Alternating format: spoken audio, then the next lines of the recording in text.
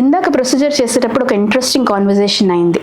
ఆ patient teacher almost 30 years నుంచి teaching ప్రొఫెషన్లో ఉన్నారు. Daily 8 to 10 hours నిలబెడతారండి. వేరే వాళ్ళైతే ఒక 10 నిమిషాలు నిలబడే స్టేజ్ కూడా ఉండేది కాదు. అంత నొప్పి భరించి టీచింగ్ చేస్తున్నారు. నేను మాట అన్నాను, సార్ ఇంక టీచింగ్ ఆపేసి ఏదైనా రెస్ట్ తీసుకోండి, ఇంత మోకాలు అరగపోయింది, ఇంత పెయిన్ ఎందుకు భరిస్తున్నారు అని ఒకటే మాట అన్నారు.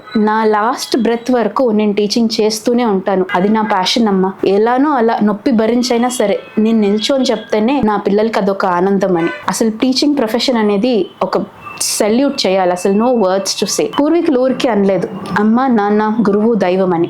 తల్లిదండ్రుల తర్వాత మన సొసైటీని తీర్చిదిద్దేదంటే గురువులే. Hats off to all the teachers out there. But at the same time ఒక చిన్న రిక్వెస్ట్ అండి, మీ హెల్త్ కూడా మీరు కాపాడుకోండి. అంతసేపు నిల్చుంటుంటున్నారు, మోకాలు చాలా ఇంపార్టెంట్. మీ హెల్త్, మీ న్యూట్రిషన్ చిన్న చిన్న మార్పులతోటి చాలా కాపాడుకోవచ్చు. మీరు సొసైటీకి చాలా అవసరం.